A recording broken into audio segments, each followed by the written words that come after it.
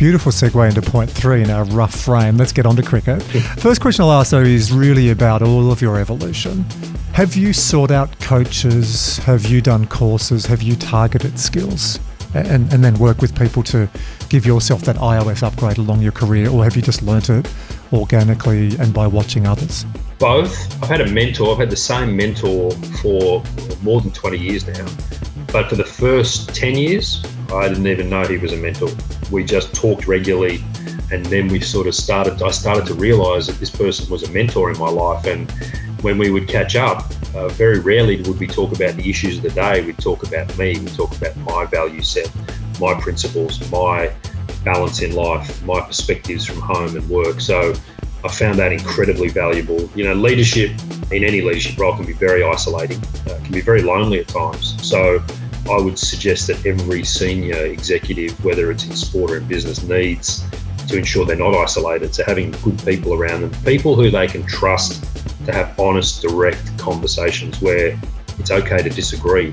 It's okay to give feedback that you may not want to hear. I think that's the most valuable thing. So doing a lot of that over my time was important. And then in my rugby league time, I learnt to deal publicly. So that was a skill that I learned on the run, but then I also applied more formal learning. So I every year would do a formal set of media training. I would practice, I would know my lines, I would, work hard at it, because there's no opportunity that you get that you shouldn't be practicing if you want to get good at something. So I used to sort of laugh when people would say, it must come easy to you when you make a speech, or it must come easy when you do an interview. Well, it doesn't come easy, but you just work bloody hard at it. And the harder you work at it, probably the better you get.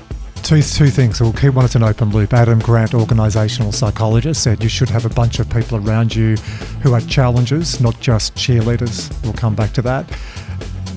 When you practice the media bites, the question I've got on that, did you ever get too good?